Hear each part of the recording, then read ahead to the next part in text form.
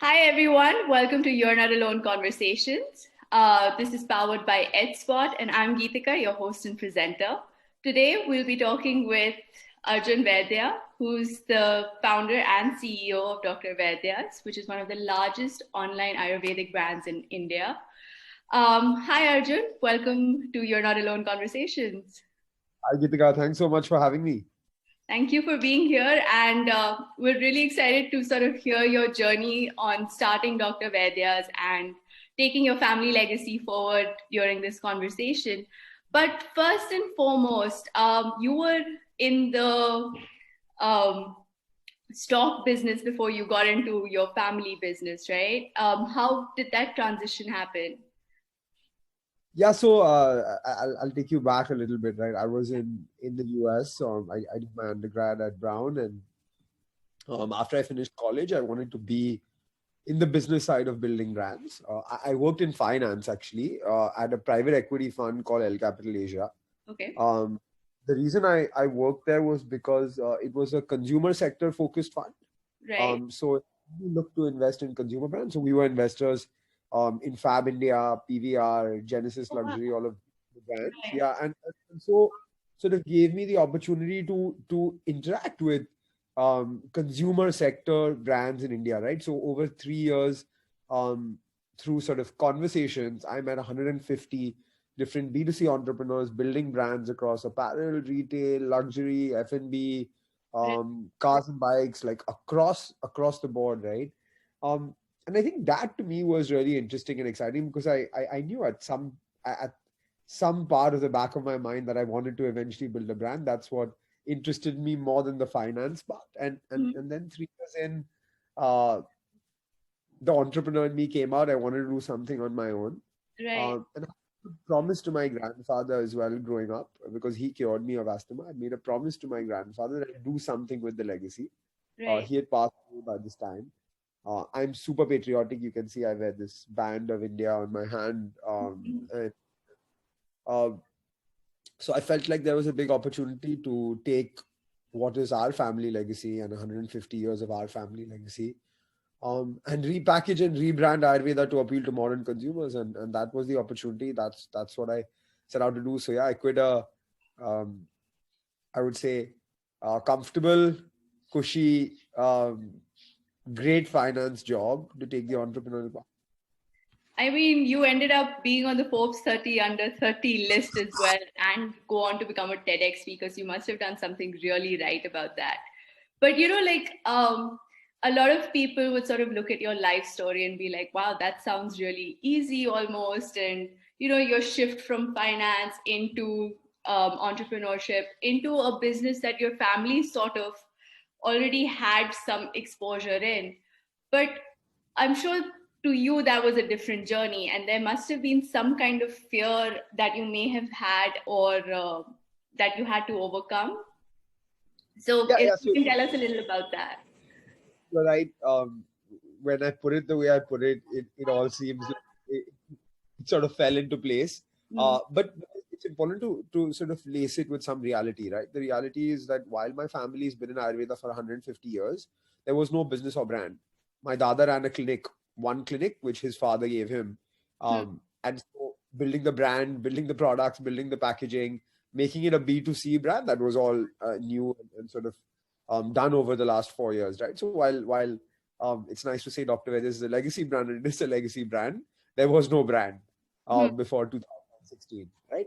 And that's one part of the conversation. The other part of the conversation is really sort of taking the leap from finance to entrepreneurship, right? And in private equity, because you're the top of the financial pyramid as such, um, everybody responds to you and everybody answers your email because you're uh, buy side and you're an investor.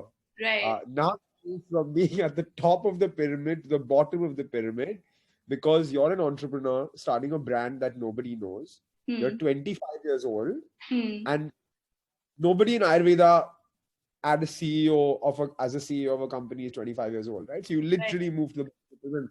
And it was a big challenge. I used to go to meetings unshaven because it would make me look older, because people would take me seriously, right? Yeah. Uh, and building an FMCG brand in India is very tough, and it comes with its own share of challenges because the industry is sort of categorized by many big brands Hmm. who have a lot of trust and a lot of experience in the industry. And so there was a, I mean, my grandmother actually, I was taking forward her husband's legacy, and she told me, like, when I quit my job, she was like, "You quit your job for this? Like, really bad decision." Looking back, seems like it was a good decision.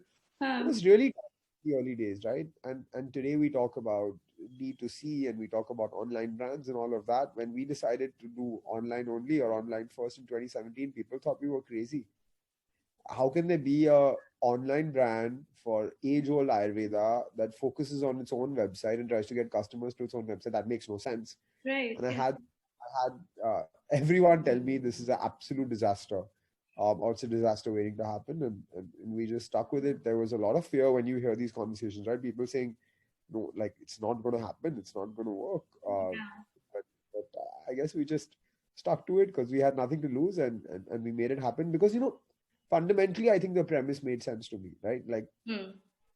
Ayurveda has a lot to offer, but it needed to connect with modern consumers. Hmm. Digital was an amazing platform for us as a young brand to reach consumers across India, right? And so the Hmm. most beautiful part about our journey is that over 3.5 years, we've been able to reach more than 1 million customers and sell our products to them. But the key here is across 16,500 pin codes in this country, right? Oh wow. Uh, Huh. as a 3.5 year old brand, we've been to Anantnag, we've been to Muzaffarnagar, we've been to Imphal, and we've been to Trichy. That's And even across this country then. That's that's the amazing. beauty that's the beauty of the digital platform. And but personally, did you ever find that there was a problem that you personally faced while starting up? Of course, we're going to talk about COVID in a bit, but initially when you were starting up, so Yeah, I mean, look, I was always a good student in school. I went to a really good college. I got a great job after college. So things were reasonably in line, right? And then you get into this thing called entrepreneurship where nobody cares about you, nobody responds to your emails, nobody knows you, and you just got to accept that. Like, and I think for us at least, hmm, um, we didn't start up as a runaway success, and I'm very thankful that I didn't start up as a runaway success because yeah, had I got success very early in my entrepreneurial journey, I'd have taken it for granted. of The course, first 2 years were really difficult, yeah, um, and dealing with those failures is the biggest lesson of entrepreneurship. I mean, there were times when I would come back to the office on Friday or Saturday night, and I wouldn't leave my room for like 24, 36 hours because, I mean, why is this happening to me? Is it only me? And it's tough, right? Because you have this perception of where you want to be or what you want to do, but it takes time and it takes effort and it takes a lot of sort of uh, speed breakers along the way till you reach where you want to reach. And I think that it's not talked about enough, but dealing with failure as an entrepreneur is an everyday thing, right? It's right. different levels of failure, different magnitudes of failure, but it happens every single day for us. So Arjun, thank you so much actually for sharing the part that you actually came home and didn't move out of your room because you just didn't know what was happening. Because I know for a fact that there are so many entrepreneurs out there who think, it's only me who's going through this really rough patch, and it's only me who's sitting in like this one room, unable to cope with it. And thank you for actually coming out and saying it out loud because not many people talk about it or like at least openly on a platform. So, did COVID actually end up playing a bit of a party pooper in the whole thing? No, I Or think for were you able to cope with the COVID situation during the pandemic because everything went down, right? So did Dr. Vaidya's get affected or did you get affected by that? I think for us being a health and wellness brand and being in the Ayurveda space, considering Ayurveda is spoken about so much through this pandemic, we were okay.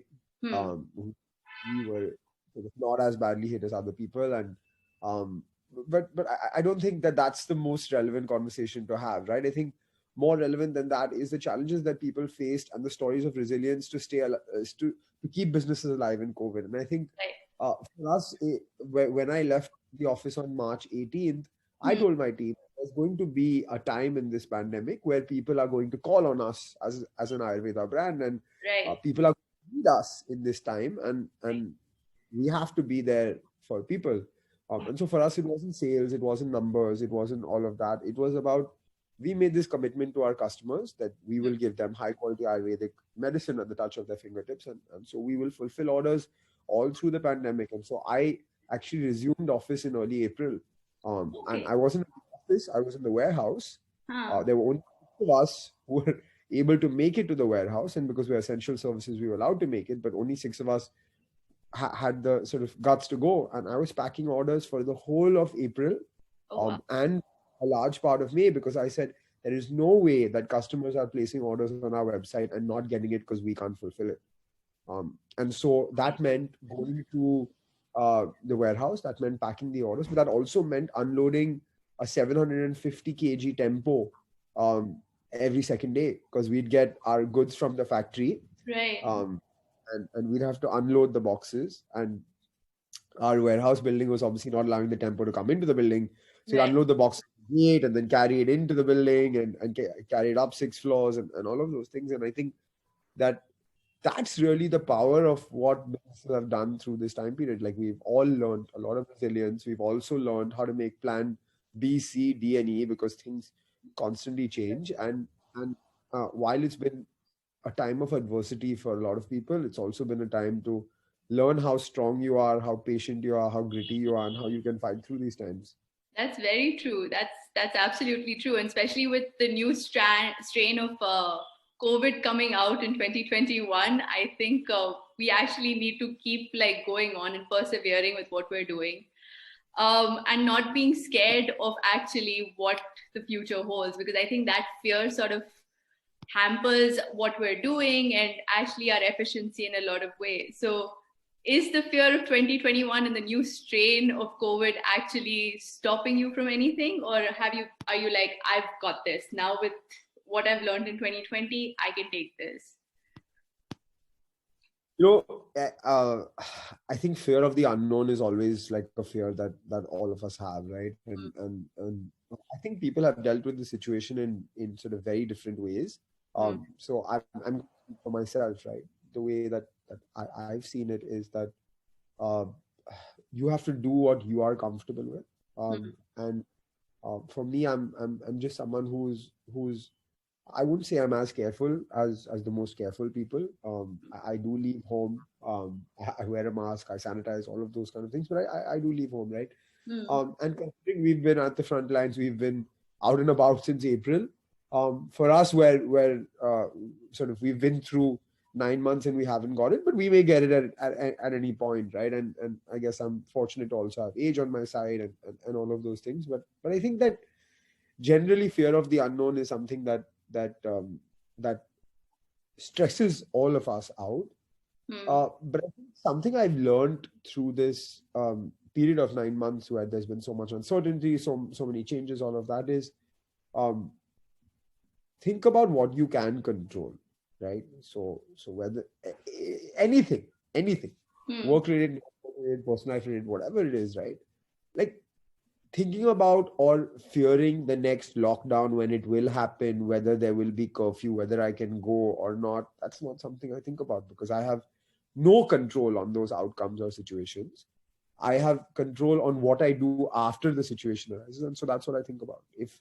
If there will be the new strand, if it will affect us as badly, I actually have nothing I can do in regards to that at all. Yeah, yeah. No, I think you've said exactly what I think a lot of people need to hear. Just think about the things you can control and stop letting the fear sort of overpower you so much that you can't move forward. Because I know a lot of people are unable to still step out of their homes because of this fear. And you're right, take the right precautions, see what you can do, and actually start moving forward. Otherwise, you'll just be stuck where you are right now. Yeah, honestly, I have no judgment to people who aren't leaving homes, and people who have fear. I just think that you have to do what you're comfortable with. Yeah. But just constant fear of the unknown, what will happen, that's holding people back right now.